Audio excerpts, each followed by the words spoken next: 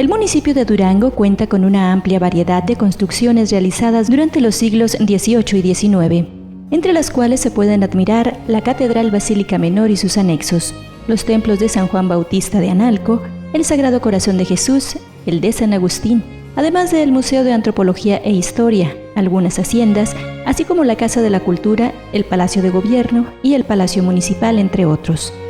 La Catedral Basílica Menor fue llamada inicialmente Parroquia de la Asunción y elevada a la categoría de catedral el 1 de septiembre de 1623. Un incendio del templo ocurrido en el año 1634 hizo urgente la construcción de un nuevo edificio. Los trabajos se comenzaron en enero de 1635 y 60 años después se derribó. Para el año de 1844 se completó la nueva construcción. Ya con los altares interiores se consagró como catedral el 31 de agosto de ese mismo año. A principio de este siglo se transformó su decorado interior, lo que anteriormente era el Templo de la Asunción, ahora se conoce como Catedral Basílica Menor. Cuenta la Catedral Basílica Menor con un gran acervo artístico en pinturas y esculturas religiosas. Los santos patronos de la Catedral de Durango. Tenemos en primer lugar la patrona principal, que es la Inmaculada Concepción. Es la imagen titular o patrona principal. Se puso como patrona de la catedral y de la diócesis el 1 de septiembre de 1623, cuando fue erigido el obispado o diócesis de Durango. Se le llamaba la Purísima hasta antes de la definición del dogma de la Inmaculada Concepción, que fue en 1854. Todavía en algunas partes mucha gente le dice la Purísima. La Purísima se llama el pueblo donde nació el cardenal Norberto Rivera. Así es. Acerca de esta imagen hay una nota histórica que habla de ella como la imagen de Nuestra Señora de Marfil, que data esa nota histórica de 1764, porque se creía que era de marfil, una imagen de marfil, ya que al verla recuerda las imágenes y esculturas de Oriente de Marfil. Por otra parte, la curvatura que tiene da a entender o pensar que fue esculpida de un grandioso colmillo de elefante. En realidad es una imagen no grande, sino mediana, de madera estofada, no de marfil. Estamos viendo ahora la imagen de la Inmaculada Concepción, patrona titular del templo, advocación que fue impulsada por la monarquía hispánica para lograr la declaratoria del dogma de la Inmaculada Concepción, lo que sucedió hasta 1854.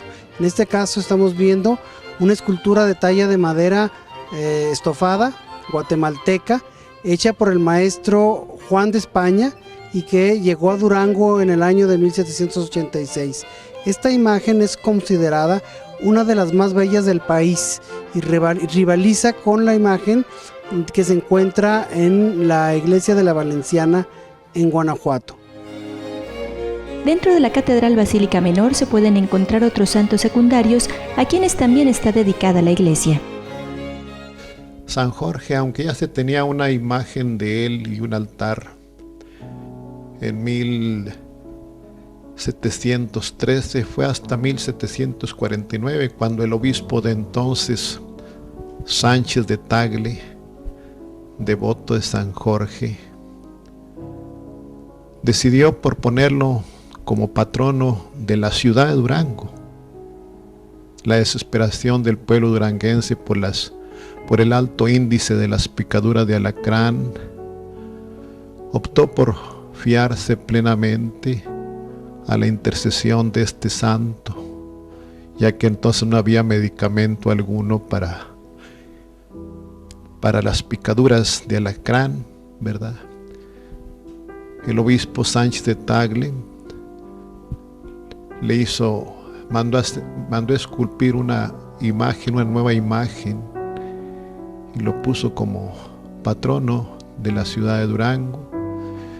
La devoción a San Jorge pues fue creciendo hasta la fecha, como ya sabemos todos.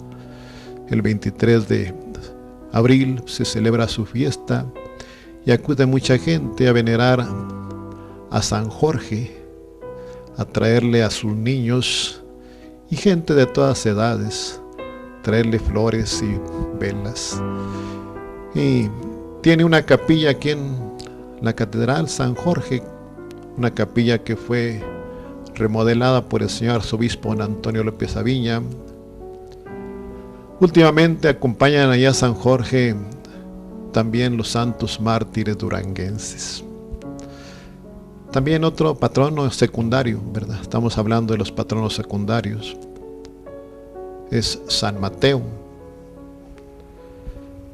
Hay que tener en cuenta de que el edificio de la catedral,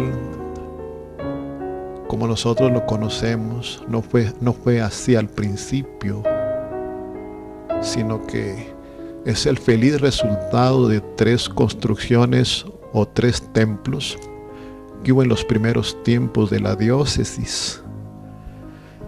Entre los años de 1635 a 1695, el obispo que estaba entonces, que parece que fue don Pedro Barrientos Lomelín, decidió nombrar a San Mateo como patrono secundario de la catedral y de la diócesis también. Se le hizo un altar. Hasta la fecha está ese altar a un lado de la capilla del Santísimo. Hecha muy probablemente por Felipe Ureña en 1749, y a la cual fue dedicado el patrocinio de la ciudad de Durango en contra de los alacranes. En este altar también podemos encontrar y ver los restos de los mártires cristeros de la diócesis de Durango, sacrificados en la guerra que sostuvieron la Iglesia y el Estado entre 1926 y 1929. Entre los años de 1635 a 1695, el obispo que estaba entonces, que parece que fue don Pedro Barrientos Lomelín, decidió nombrar a San Mateo como patrono secundario de la catedral y de la diócesis también. Se le hizo un altar. Hasta la fecha está ese altar a un lado de la capilla del Santísimo. Se puso su reliquia debajo del altar. Y tenemos aquí en la catedral 3 imágenes de él. La de su altar. Otra imagen que está en lo alto de la sillería del coro, como presidiendo a toda la catedral. Y otra que está en la capilla de la Virgen del Rosario, Santa Bárbara, una joven mártir de los primeros siglos del cristianismo, en tiempo del obispo don Francisco de Quintanilla, 1682, la nombró patrona también de la catedral y de la diócesis. ¿Por qué? Pues para con su intercesión librarse de los rayos, porque a raíz de un rayo que cayó en la cúpula principal de la catedral se deterioró bastante la catedral, la cúpula, lo que es el cimborrio, y entonces pues llamó mucho la atención y la puso como patrona para librarnos de ese mal. Y pues se hizo famosa su jaculatoria, ¿verdad? Que la gente dice: Santa Bárbara doncella, líbranos de un rayo y de una centella. Estamos en el altar de la Santísima Trinidad. La imagen central es la representación del Padre Eterno. Es una imagen de talla también guatemalteca, traída a Durango por el obispo Esteban Lorenzo de Tristán. A los lados encontramos las dos imágenes secundarias de las patronas secundarias del templo, Santa Petronila y Santa Bárbara. Santa Petronila es una imagen del siglo XVII, todavía representa a la figura bastante hierática, y tiene la santa en sus manos una cesta de pan. Fue declarada patrona de la ciudad de Durango contra las hambrunas y las catástrofes. Santa Bárbara es también una patrona secundaria de la catedral. En este caso es una imagen muy barroca de mediados del siglo XVIII. Santa Bárbara fue declarada patrona a raíz de que en 1682 un rayo cayó sobre la cúpula de la catedral y la destruyó. Entonces el cabildo eclesiástico se apresuró en nombrarla patrona de Durango contra este tipo de males que afligían a mucha gente en el campo cuando salía a sembrar o destruía los edificios antes del invento de los pararrayos. San Lorenzo, que se puso como patrón para librarse de las granizadas. Tenemos su imagen peregrina también aquí, porque ellos la sacaban en peregrinación a San Lorencito. En la capilla de San Pedro, ahí está la imagen de San Lorenzo. Esos son los patronos secundarios de la catedral de Durango. San Lorenzo es otro de estos santos auxiliares secundarios que servían para de alguna manera satisfacer necesidades sociales de los habitantes de la ciudad. San Lorenzo fue nombrado en 1671 patrono contra los granizos y los hielos tempranos, que de alguna manera acababan con las cosechas y traían también hambrunas a los habitantes de Durango. Presenta dentro de sus naves laterales diversos altares donde la feligresía católica puede rendir tributo a otros santos cuya fe no les resta importancia. El altar de la Virgen del Rosario.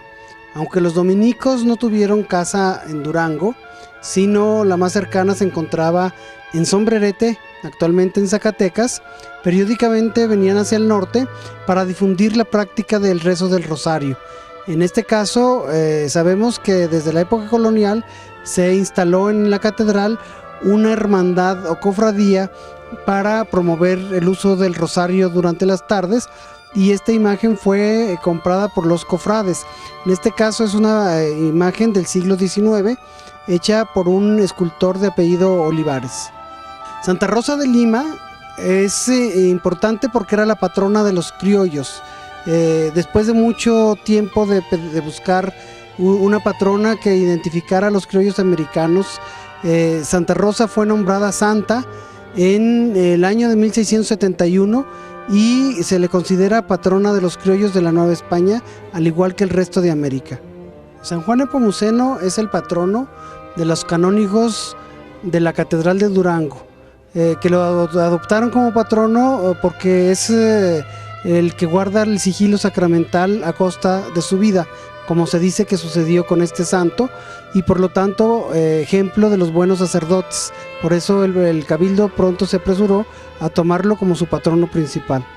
El altar del Santísimo del Sagrario se llama así porque es donde se deposita la Eucaristía, el centro simbólico de la vida católica. En la época colonial esta capilla era guardada celosamente por el párroco y era la parte que pertenecía solamente a la parroquia del Sagrario. La demás parte pertenecía a los canónigos de la catedral y siendo la pequeña parte para el párroco, sin embargo el párroco se sentía honrado porque guardaba la parte más importante de la catedral, que era el Santísimo. San José, como padre de Jesús, era uno de los santos más importantes de la Iglesia Católica. San José era también patrono de la Nueva España y auxiliar para lograr una buena muerte. Por lo tanto, adquirió enorme veneración en todo el país. En este caso estamos viendo una escultura de orígenes montañesinos, esta escultura sevillana propia del siglo XVII, que de alguna manera probablemente persistió de la segunda catedral de Durango. A los lados tenemos la figura de San Benito de Palermo, un santo de origen africano que se le venera en Italia y que se le ponen listones por las muchachas en edad de conseguir matrimonio para obtener un marido de buenas proporciones. También del otro lado tenemos a Santa Cecilia.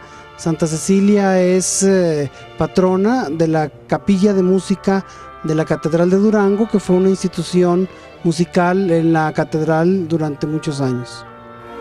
La antesacristía de la Catedral de Durango es el lugar donde se pasa del templo hacia la sacristía, donde se revisten los sacerdotes. Hacia el fondo tenemos un cuadro de la Virgen de Guadalupe, que fue tocado al original en 1735 y luego traído a Durango. Este cuadro es interesante porque presenta la imagen de la guadalupana en su forma tradicional, pero hacia los lados tenemos una serie de pinturas con las apariciones de la Virgen, cómo va recorriendo los momentos más importantes de la aparición a Juan Diego, al obispo Zumárraga, y en la parte de abajo también una imagen de cómo era la Basílica de Guadalupe en esa época. Esos cuadros entonces nos permiten hacer un recorrido histórico de la construcción de la Villa de Guadalupe en la Ciudad de México a través del tiempo.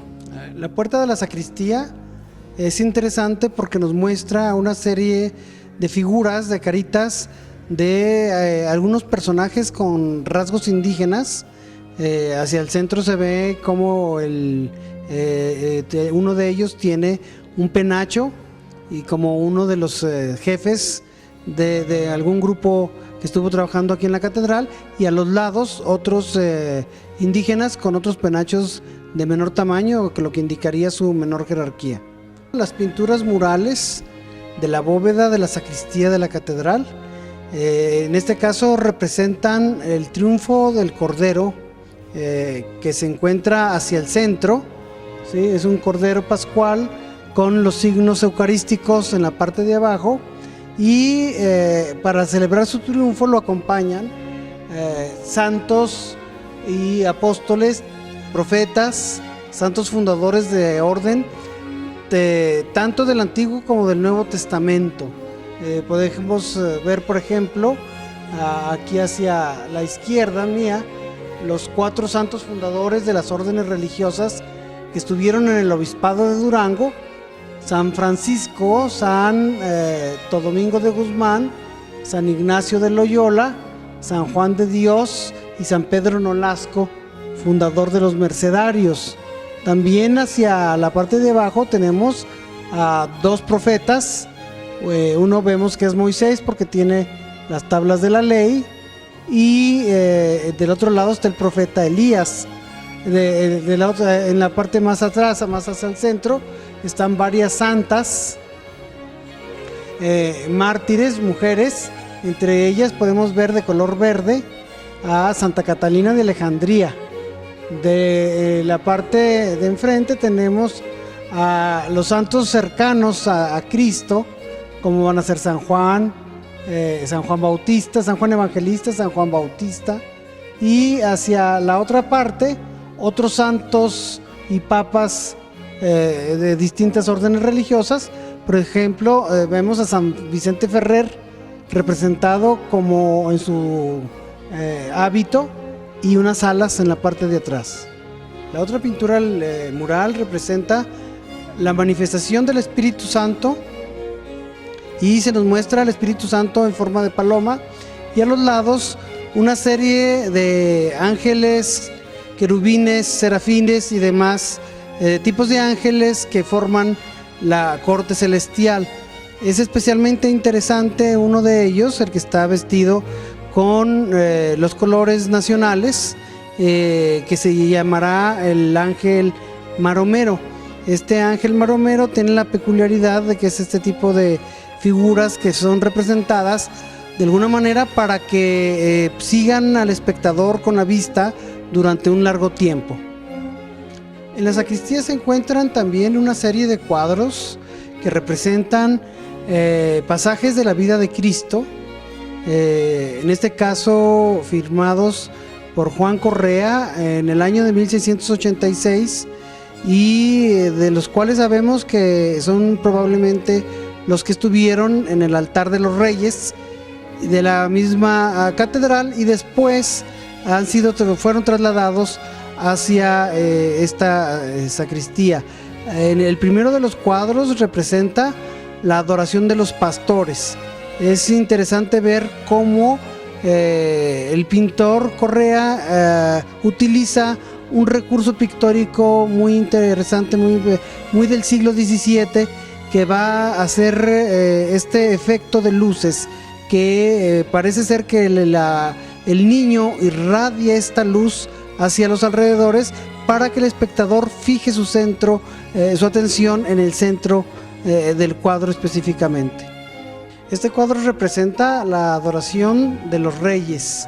Es de la misma serie de Juan Correa, y es interesante ver especialmente la posición del rey Gaspar, que parecería que está haciendo un paso de ballet con su pierna hacia la parte de adelante, inspirado en un cuadro que se estaba también pintando en la misma época en la Ciudad de México por José Juárez. También es interesante ver los caballos de corte rubeniano, inspirados muy probablemente en una de estas estampas de Rubens, y también como los pintores novohispanos no conocen los camellos. Entonces también los camellos son producto de la invención total de la imaginación del artista. Este cuadro es el de la ascensión del Señor a los cielos, y al igual que en el anterior es interesante ver las diferencias entre la figura central y en este caso las figuras de los apóstoles, especialmente la del apóstol Pedro, en el cual se presenta con una contractura anatómica demasiado forzada al momento que quiere ver cómo Cristo sube al cielo.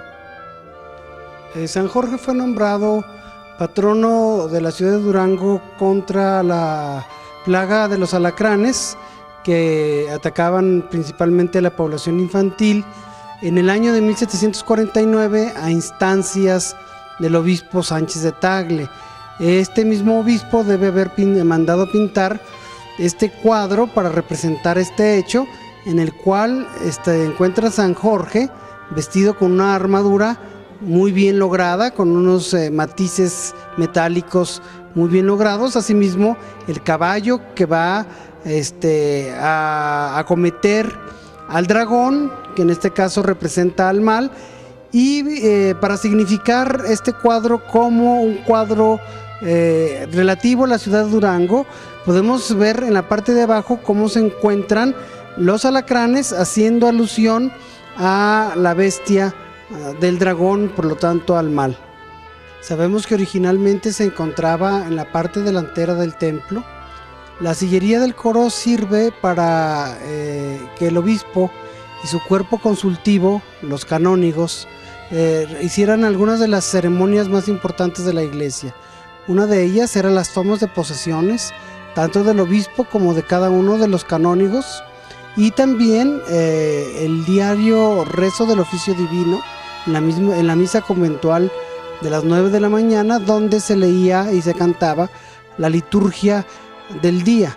De esta manera los canónigos tomaban cada uno de sus sitiales, iniciando el del centro, que representa a San Pedro, y donde se encuentra la cátedra del obispo. Por eso este tipo de iglesias se llaman las iglesias catedrales. La silla o el sitial que representa al obispo es la cátedra, por lo tanto la parte más importante del templo. Desde este lugar, tanto el obispo como los canónigos podían seguir la liturgia del día en viendo unos o cantando en unos libros de coro de gran tamaño, los cuales se ponían sobre el atril gigantesco que está a la derecha mía y que se llama fasistol. Este atril es movible y se puede ir dando la vuelta para que todos los canónigos lo puedan seguir.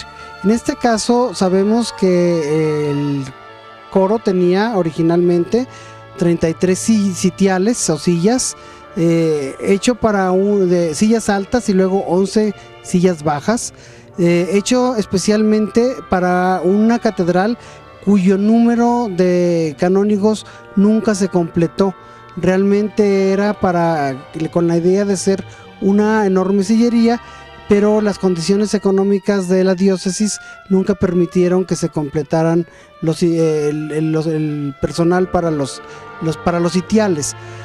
También es importante subrayar que este coro fue fabricado en la Ciudad de México, probablemente en el taller de Salvador de Ocampo, y también es necesario subrayar que es contemporáneo al que se encuentra en el Colegio San Ildefonso y que perteneció a la antigua Real y Pontificia Universidad de México. La Catedral de Durango es la máxima exponente de la arquitectura religiosa de la entidad. La construcción original se inició bajo el mandato del obispo García Legazpi hacia el año de 1695, según un proyecto del arquitecto Mateo Núñez. Con el paso de los años, su arquitectura fue enriquecida con obras complementarias hasta llegar a la majestuosa construcción que tenemos en la actualidad, la cual sin duda está llena de secretos, leyendas y fervor religioso.